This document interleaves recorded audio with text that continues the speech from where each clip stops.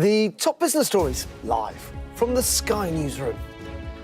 The UK is given a temporary 5-week reprieve from Donald Trump's 50% steel tariffs that took effect overnight. KPMG predicts a US-UK trade deal could spark an uptick in economic growth. We'll speak to its chief economist. And what's driving higher sickness absentees in women? We'll speak to NHS England's former medical director of primary care.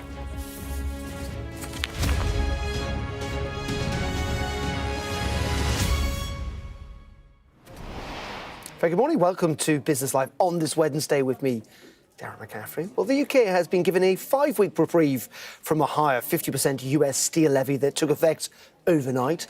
The government was granted an exemption while it negotiates the details of a trade deal announced last month. However, Britain still faces the threat of higher tariffs, even as it scrambles to remove an earlier 25% levy. The US-imposed deadline ramps up the pressure on British trade negotiators who had spent recent days trying to get the US to commit to a timeline for resolving unfinished aspects of the deal. Well, delighted to say we can speak to Duncan Edwards, who is the Chief Executive of British American Business. That's a transatlantic business networking group. Very good morning to you, Duncan. First of all, I suppose you are pretty pleased with this reprieve. Well, I suppose so. I mean, I think when the agreement was announced a few weeks ago, our view was, well played by the UK government for getting into the US administration and getting some sort of an agreement. But it was, in truth, it was hard to be really excited about what was on the table. I mean, the UK has been given a blanket tariff of 10% on all exports, so a much higher level of tariffs than were in place before. And although there is an agreement to reduce tariffs on steel and cars, that hasn't actually come into play yet. So the UK is still waiting for the agreement that they announced a few weeks ago to actually be actioned and appear to still be in negotiations. Quite exactly what the state of those negotiations are is unclear, and currently the UK government is not disclosing any facts about the status of those negotiations. Yeah, I was going to ask, Duncan, do we have any sense what's holding these things up? What are the niggling points of contention? Look, I think on steel there is concern about the security of the supply chain in steel manufacturing globally. The US continues to be extremely worried about excess capacity from China being dumped into the global market. And there are some concerns that some of that is being channeled through the UK. So that's one issue that the UK is being asked to provide evidence about. Not completely clear why the auto tariffs, the car tariffs, have not been reduced down to 10%, as they had been flagged in that agreement. I think that's more on the US side, and maybe capacity in the US Trade Representative's office as they're trying to deal with around 70 different countries that are trying to negotiate deals at the moment means there's limited capacity for getting these agreements across the line. And Duncan, how concerned are you that this could all fall over? I mean, as I say, we've got this 5-week reprieve, but that deal is still not in place. What would happen if it all kind of falls apart in the next month or so? Look, I think the UK is definitely trying.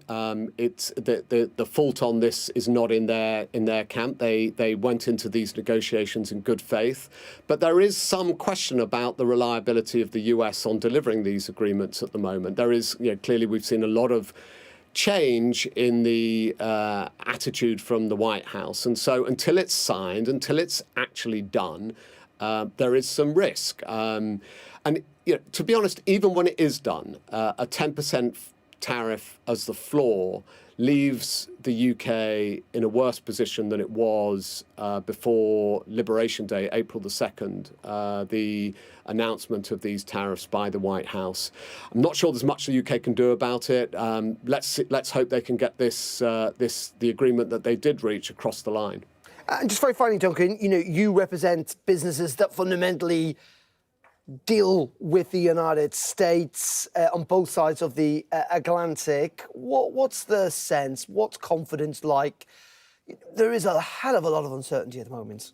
There is. It's really interesting, though. I mean, UK companies still want to sell into the US market. The US market remains, the most attractive consumer market in the world. So there's no shortage of ambition from UK companies wanting to sell their goods and services in the US. The question is, how do they go about doing that? Do they restock now? Do they wait? Or do they do what the US administration wants them to do, which is to increase their manufacturing and capacity inside the US itself? The ambition and the appetite for US sales is still there. But there's a lot of uncertainty at the moment, that's for sure. OK, Duncan Edwards there from the British-American business. Thank you very much indeed. Thank you. And you can get more on US-UK trade and indeed the tariff war on our Money blog. All you need to do is scan the QR code that's on your screen right now to access the Money blog on the Sky News app. Now, that reprieve comes on steel tariffs as KPMG today releases a report suggesting that the UK's economic outlook could brighten over the next 2 years as the economy stands to benefit from easing trade tensions and lower uncertainty arising from potential trade agreements. The firm also predicts an easing in inflation, paving the way for further rate cuts from the Bank of England. Well, delighted to say we can speak to the chief economist of KPMG, that is Yael Selfin. Very good morning to you. I suppose my first question is, why do you think the economic outlook is looking good or better despite the uncertainty around tariffs? Well, as you already heard, the key issues that we're worried about at the moment is uncertainty. So by having a little bit more certainty, hopefully, in the UK when it comes to the trade relationship with the US, that should help businesses. And also by removing some of the threats of potentially, hopefully, if we do sign the deal, of higher tariffs for the UK, for UK exporters, that should also help when it comes to protecting our exports to the US, which is one of our major trading partners. In saying that, this must be incredibly difficult to try and work out, given the fact there is a lot of uncertainty, and we've got a resident of the White House who's shown he's very willing to change his mind quite frequently and quite quickly. Yeah, no, absolutely. There's still some uncertainty there. I mean, what we have seen is that markets as well as companies are gradually coming to terms with that higher level of uncertainty as well. So things are, in any case, settling a little bit more. But I think generally what we have is a slightly better, more favourable environment in the UK at the moment than when we had just a few months ago. And aside from trade, what else is helping keep UK growth reasonably robust? Well, essentially, there's a number of factors when we just look at the domestic economy. The labour market is still relatively strong. Wages are relatively high, and consumers have slightly higher level of savings that if they feel a little bit less uncertain, they could start spending a little bit more, especially as we expect interest rates to go down further. Inflation picked up a little bit, but we're expecting it to go back to the 2% target in about a year's time. That should give room for the Bank of England to lower rates even further. And we have got a relatively strong boost in government spending, at least in the short term. We'll hear more about where spending will go next week, but that also, when it comes to at least investment, that should keep investment levels a little bit stronger this year. The big question is what happens next year on that. Well, talking about that, we obviously heard from the Chancellor this morning, didn't we, talking about infrastructure spending. That is clearly an attempt to boost economic growth, particularly in the north of England, and indeed productivity too. What's your sense? There's some big figures involved in all of this, but will it make much of a difference, do you think? Well, I think we need to look at the full picture. I mean, essentially, the Chancellor is in a relatively tight position when it comes to trying to meet the fiscal rules. There's probably, depending on how forecasts will be revised in the autumn, there could be about 30 billion of a gap that the Chancellor will need to try and fill in, either through looking at other ways of distributing spending, or through tax rises rather. And therefore, while investment is welcome and it is within the current envelope, there's still quite a few question marks as to where government spending is heading in the coming years. And just very finally, there's obviously also, we have to take into account Britain's debts and our interest on that debt and the pressure that will add to effectively government spending. We know it is something the government's concerned about that fiscal headroom, if you like. Yes, absolutely. And we have increasing demands on spending. We've got government likely to increase the target for defense spending. So there's more pressure to spend on defense. We still have the green agenda, the net zero agenda, and lots of completing claims. So how do you manage that agenda with a very small resource, with interest rates likely to remain much higher than what we had previously? So the cost of that debt is going to remain high, even though interest rates will continue going down in the coming years. So it is very, very challenging for the Chancellor at the moment. Okay. Yael Selfin, live for us there from KPMG. Thank you very much indeed for joining us. Thank you. Thank you. Now, the number of days lost to sickness absenteeism decreased in 2024 following record numbers in 2022. That's according to new data out this morning from the Office for National Statistics. The sickness absentee rate in 2024, men was 1.6%. However, for women, it was 2.5%. Well, one company drawing attention to the drivers behind all of this is Anira. It essentially looks at female health, and we are delighted to say we can speak to the Chief Medical Officer, who is Dr. Nikita Kayani, who was previously Medical Director of Primary Care at NHS England. Very good morning to you, Nikita. I suppose my first question is, this is good news, the headline figure. The number of days people are taking off from work is down last year, having gone up quite significantly post-COVID. Yeah, absolutely. So we've definitely seen an improvement in the number of people who are able to stay in work, and that's across a number of different age categories. And actually, we've particularly seen that in women between 50 and 70 who might be accessing better support around their menopause. But overall, last year alone, women lost nearly 28 million working days to sickness. That's double that of men. That's not about resilience. It's about designing a care system that really does work better for women than it does at the moment. And why is that? Why is it higher for women?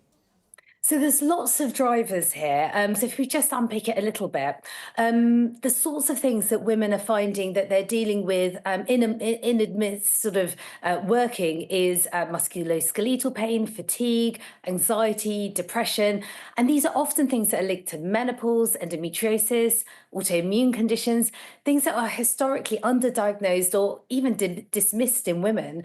And often for women, care is often delayed or fragmented, often just minimised. So women take longer to recover and longer to return to work.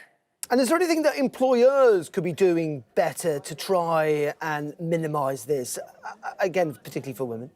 Yeah, absolutely. So what we've seen really good employers do is really basically talk to women, understand what your workforce is going through. This is 51% of the population, but they are often propping up the whole 100%. Women are often running communities, families, as well as juggling jobs, often sorting out the healthcare of everyone else and deprioritising themselves. So get a better understanding of what your staff need.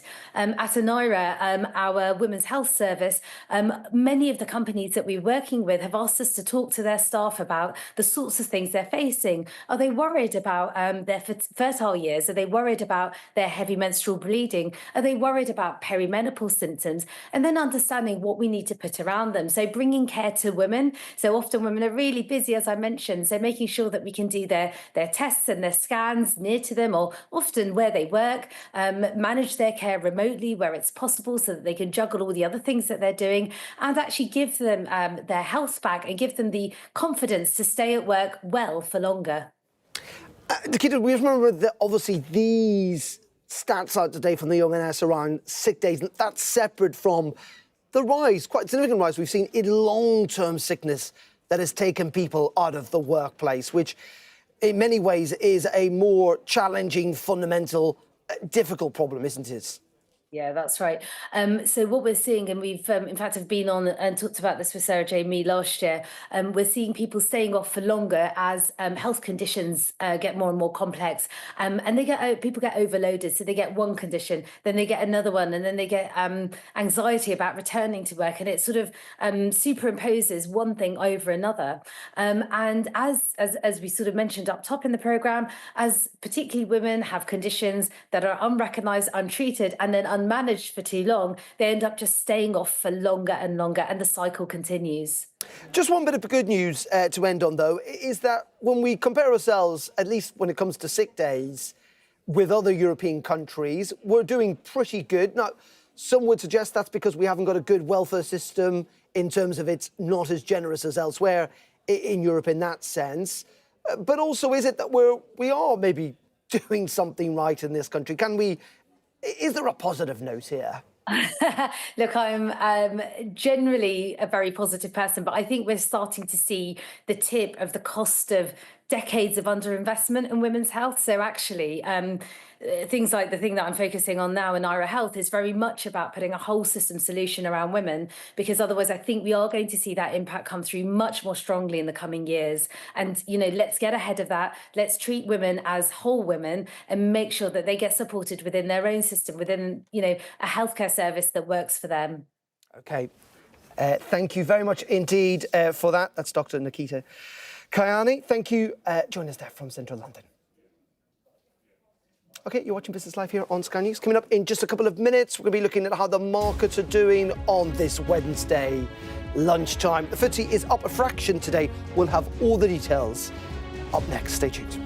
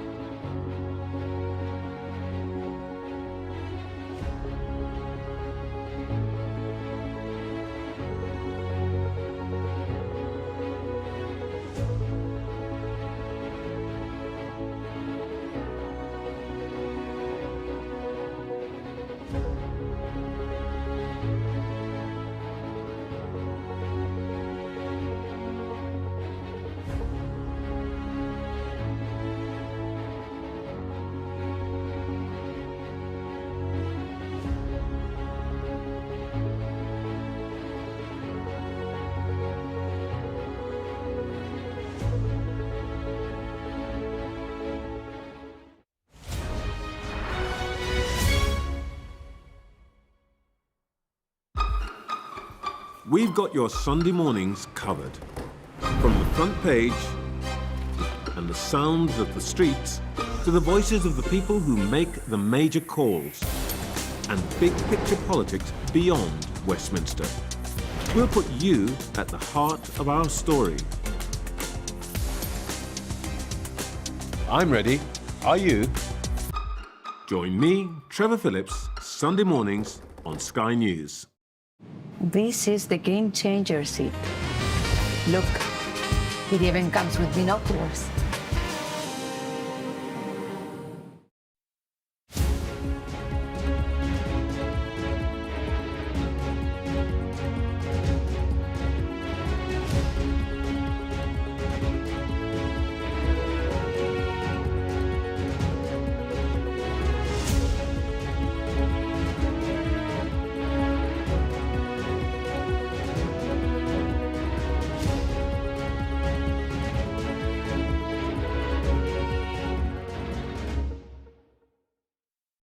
fly better. Thank you.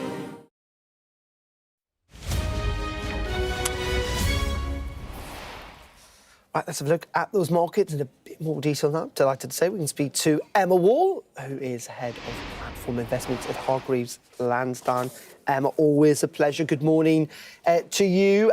My first question is actually on that speech we saw from the Chancellor this morning. Big infrastructure spending, particularly on the railways in the north of England. This is all an attempt, isn't it, to try and boost growth, boost productivity, because frankly, the Chancellor could do with that at the moment.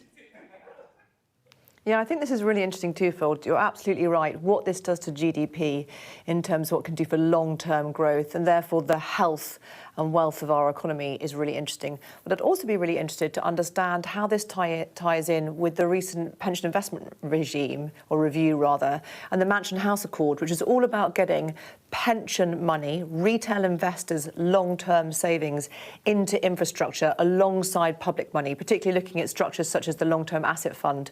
So for me, fantastic news for both economic growth, but potentially actually for pension savers as well, if we can understand how those public and private investments can be made alongside one another. And all this comes ahead, doesn't it? The comprehensive spending review we're going to see next week. There's lots of questions, given defence spending has to go up, about whether taxes can go up, though the Prime Minister said the other day you can't tax your way to economic growth. But let's be frank about this. Given the uncertainty globally and given the pressures, not least of all internally within the Labour Party when it comes to spending on social services and on public services, Chancellor is going to have to face some difficult decisions in the next couple of months, not least of all leading up to that budget. Absolutely, and we are actually already seeing the impact today in the market. So you mentioned the FTSE was up today, and a lot of that strength's coming from the defence sector. So already in terms of public markets, we're starting to see a reflection of that increased spending. But you're right, there are only a couple of sectors within the spending review which benefit. So healthcare, transport, infrastructure and defence. The others we're seeing significant cuts in order to pay for those increase in spending. So in terms of public markets today, we're seeing some buoyancy off the back of the expectation of increased defence spending. But in terms of the public sectors, remains to be seen how she'll balance those books and whether it will be enough to cut to spending on things like foreign aid in order to pay for increased transport, or there'll have to be tax rises associated with it. And talk to me about PMI figures out in May, and they're looking reasonably healthy. They are. I'm trying to find bits of optimism in the market at the moment because it is a little bit tough with so much uncertainty, particularly linked to tariffs. They're only just in expansion mode, so anything above 50 in a PMI is expansion, and it's 50.3, but let's call it expansion. I think, of course, PMI, what's made up of PMI are things like new orders, employment, supply. So it's really the services sector and the manufacturing sector and how those individuals are feeling in terms of optimism and actually putting money where their mouth is. So 50.3 is technically an expansion, better than it was the month before. We expect some of this is to do with the fact that it's reflecting May's figures, which was the month that we did have that UK-US trade deal. That doesn't necessarily mean, however, that June's figures will continue to be positive, and that trajectory will continue, particularly given the uncertainty around steel tariffs, for example, that we've had in the last week. What I find, though, fascinating, and correct me if I'm wrong, it does seem that the markets are now getting used to the uncertainty, if you like. There's not quite the same swings of reaction that we saw in the first couple of months of Donald Trump's presidency. Is there a sense that the markets are just having to deal with this new reality, which is we don't really know quite a lot of the time? Yeah, I think unfortunately I'm a bit more pessimistic on that. I think it's less to do with the fact that they're getting better at absorbing negativity and more that actually markets at the moment are pretty optimistic. And there's a real disconnect between where the markets are and where the macro is and where the bond markets are. And I do think actually these deadlines coming up in terms of the new tariff deadlines, the sort of 24-hour ones that Donald Trump's imposed, but also the ones coming up in July for when we see that kind of pause in the 145% tariffs that were put onto China. That for me will be the really interesting deadline, is what happens post-July with tariffs and then the market fallout from there. And just very finally, Emma, one thing that has significantly moved is the dollar. You can see it there at the bottom of your screen. It is up to 135, with sterling, euro also up. Yeah, I think there's a couple of factors here. It is the fact that the tariff talks continue, and it is also the fact that, in the UK we are seeing some positive macro data. So the PMI, for example, the news that actually we would get 25% tariffs on steel rather than 50% tariffs on steel. But there are beginning to have some indications of positivity. You've also had a post on X today. I mean, that's a sentence that sort of personifies, if you will, the whole of 2025 in terms of what's been driving markets. There's a post on X today that showed actually that an EU trade chief and a US trade chief were having positive talks in Europe, and that's in fact sent the stock 600 up to a session high as well. So a lot of markets are being very much driven by tariff talks, and I would expect them to continue to be so throughout the rest of the year. But I do think volatility is here to stay. OK, Emma, really appreciate your time. Thank you very much. Emma Wall there from Hargreaves Lansdown. Thank you. OK, that is it from me on Business Live for this morning. We should be back this afternoon at 4:30. Up next, though, it is Prime Minister's Question Time, where Sir Keir Starmer will take on Kemi Badenoch. That's going to take place in the next couple of minutes, obviously at midday. Stay tuned for that. That's coming up with Jane Secker and Sam Coates here on Sky News. And I will hopefully see you this afternoon. Goodbye.